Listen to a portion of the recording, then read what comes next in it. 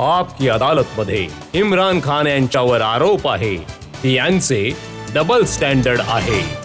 इम्रान साहेब, ज्या बातम्या पाकिस्तानमधून इथपर्यंत पोहोचतात त्यामुळे माहीत होतं की आजकाल नवतरुणांना खूप उपदेश देता, प्रीच करता. तुम्ही त्यांना सांगता की कसं कल्चरचा फायदा घेतला पाहिजे, कसं फॅमिली व्हॅल्यूजवर लक्ष द्यायला पाहिजे. हे खरं आहे का? कधी कधी. पण तुम्ही जे लोकांना सांगता ते स्वतःवर तर तुम्ही इम्प्लिमेंट केलं नाही. जेव्हा तुम्ही तरुण होता, जेव्हा तुम्ही काय काय गोष्टी केल्या होत्या, जेव्हा तुम्ही लंडनमध्ये राहत होता, त्याबद्दल तर सगळ्या लोकांना माहीतच असेल. हे बघा, म्हणूनच माझ्यासारखा माणूस जास्त चांगलं सांगू शकतो.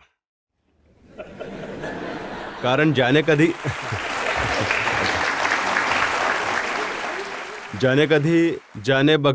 कधी वेस्टर्न कल्चर बघितलं नसेल ना, कधी तो कुठल्या फेज मधून गेला असेल, तो कसा लोकांना सांगू शकतो? नाही, माझ्यासारखा माणूस ज्याने सगळे फेसेस बघितले असतील, ज्याने वेस्ट कल्चर खूप जवळून पाहिलं असेल, ज्याला वेस्ट कल्चरमध्ये आपलंसं केलंय आणि ज्याने मग दोन कल्चरला ॲनलाइज केलं, त्यांची शक्ती बघितली, त्यांची कमजोरी बघितली, तर माझ्यासारखा माणूस जास्त क्वालिफाईड आहे तरुणांना सांगण्यासाठी हे की त्यांनी कुठल्या गोष्टीपासून वाचलं पाहिजे, कुठल्या गोष्टींवर लक्ष द्यायला पाहिजे.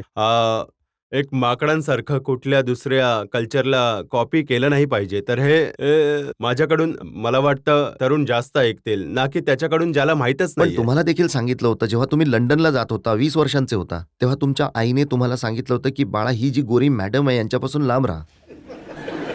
माझ्या आईने केवळ हे सांगितलं होतं की पाकिस्तानी स्त्रीशी लग्न कर, आणि हे यासाठी ती म्हणाली होती की माझ्या आईची इच्छा होती की मी पाकिस्तानमध्ये राहावं. त्यांना ही भीती होती की मी इंग्लंडमध्ये लग्न केलं तर मी माझा देश सोडून इंग्लंडला यासाठी निघून जाईन, कारण माझी पत्नी पाकिस्तानमध्ये नाही राहू शकत. पण झालं असं की दररोज तुमचं जे घर आहे ते डिस्को थिक बनलं होतं. एक प्रकारचं लिव्हिंग रूम, तिथेच राहत होतात. जे टी शर्ट घालत होतात त्यावर लिहिलं होतं big boys play at night. माझी लिव्हिंग रूम डिस्को थिक नाही बनली, आणि आणि बिग बिग बॉयज प्लेट नाईटचा टी शर्ट तो खरं तर आम्ही त्या दिवसांमध्ये वर्ल्ड सिरीज क्रिकेट खेळायचो कॅरी पॅकरचा ऑस्ट्रेलियामध्ये. ते आम्हाला सगळ्यांना त्यांनी ते नाईट क्रिकेटला प्रमोट करण्यासाठी त्यांनी टी शर्ट दिलं पण होतं. बऱ्याचशा अशा गोष्टी होत्या ज्या टी शर्टवर लिहिलेल्या नव्हत्या. बघा, हे तर आता तुमचं जे इमॅजिनेशन आहे हे जास्त पुढे जात आहे. ज्या कुठल्या गोष्टी असतील, अ, कुठलीच अशी मी एक नॉर्मल आपल्या काळातला तरुण होतो आणि कधी स्वतःला असं नाही समजलं की मी कुठलाही प्ले बॉय आहे किंवा हे मीडियामध्ये. बघा, तुमचाही नाईलाज असतो. तुम्ही मीडियामध्ये तुम्हाला प्रोजेक्ट करायचं असतं, तुम्हाला चॅनल्सना आपल्या लोकांना दाखवायचं असतं, वृत्तपत्र या विकायचं बातम्या असतात. छापल्या जायच्या आणि तुम्हाला खूप मजा यायची. मी हे कधीच नाही म्हणालो की मी संत होतो. चला, परंतु काहीतरी मी मान्य केलं तुम्ही. काहीतरी मान्य केलं.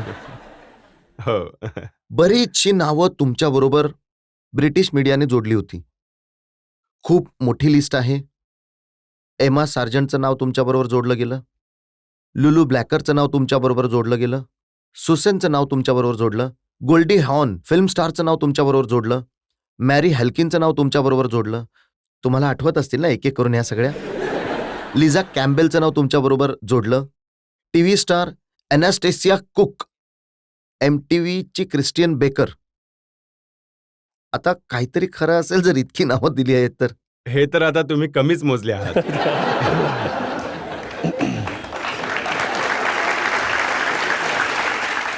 आणि ही तर ती नावं आहेत ज्यांना कुणालाही मी ओळखत होतो, ते तुम्ही सगळे नावं टाकले आहेत. म्हणून मी म्हणालो याच्यापेक्षा जास्त लोकांना मी ओळखतो. आणि याच आधारावर जे कर्नल नसीम आहेत पाकिस्तान क्रिकेट कंट्रोल बोर्डचे, ते म्हणाले की प्रत्येक संध्याकाळी यांची एका नवीन मुलीबरोबर जात होती, इम्रान खानची. हे कर्नल नसीम आपल्या फॅन्टसीज माझ्यामार्फत करायचा प्रयत्न करत होते. त्यांची ही फॅन्टसी असेल. म्हणजे हे खरं नाहीये. आणखी काही ठोस काहीतरी खरे आरोप लावा. हे कसे आरोप लावताय? इम्रान साहेब, हे सगळे ते आरोप आहेत जे मीडियामध्ये तुमच्यावर लागत राहिले, पाकिस्तान मीडियामध्ये तुमच्यावर लागत राहिले, ब्रिटनच्या मीडियामध्ये तुमच्यावर लागत मी राहिले. एक बॅचलर होतो, जास्त क्रिकेट खेळायचो, लग्न नव्हतं झालं, त्यामध्ये स्पेक्युलेशन्स व्हायची, कुठल्याही पार्टीमध्ये गेलो, कुणाही बरोबर दिसलो, तर या सगळ्या गोष्टी जे तुम्ही नावांची लिस्ट दिली आहे, हे काय एखादा माणूस डिफेंड करणार स्वतःला? म्हणजे ही गोष्ट खरी आहे. आणि या इतक्या जुन्या तुम्ही गोष्टी सांगत आहात की या मी विसरून सुद्धा गेलोय या सगळ्या गोष्टी. कधी ना कधी कुणाला तरी आठवण करून द्यावी लागते इम्रान साहेब. माझी तर एक लग्नाच्या आधी फेज होती, मी विसरून गेलो आहे. त्याच्यानंतर लग्नाच्या नंतरची फेज आहे, ती ती मला आठवत आहे, त्याच्यावर तुम्ही बोलावं.